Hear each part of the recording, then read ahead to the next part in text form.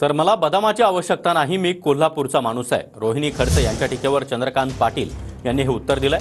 रोहिणी खडसे माझ्यामध्ये आणि अपक्ष आमदार चंद्रकांत पाटलांमध्ये कन्फ्यूज झाले असतील. चंद्रकांत पाटलांना बदाम पाठवणार, रोहिणी खडसे यांनी हे वक्तव्य केलं होतं.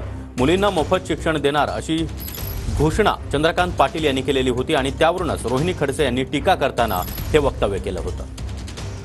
महाराष्ट्रातल्या मुलींना मोफत शिक्षणाची जी घोषणा केलेली, त्या घोषणेची आपल्याला आठवण व्हावी, त्याचसाठी आम्ही सगळ्या पदाधिकारी आपल्याला पाठवतोय बादाम. कारण आपण स्वतः जी घोषणा केलेली आहे त्या घोषणेच्या माध्यमातून आत्ता मुलींच्या ॲडमिशनला सुरुवात झालेली आहेत आणि माझ्या सगळ्या मुली आशेने सरकारकडे बघतायत की तो लवकरात लवकर शासन आदेश निर्गमित व्हावा आणि आम्हाला उच्च शिक्षण हे मोफत केलं जावं, त्याची आम्ही वाट बघतोय. दादा, ह्या बादाम आपण खाव्यात आणि आपण दिलेल्या घोषणेची आठवण करावी, एवढीच आमची माफक आपल्याकडनं अपेक्षा आहे.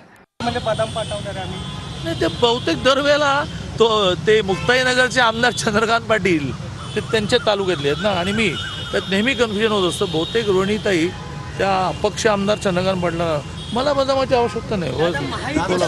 कोल्हापूरचा माणूस आहे.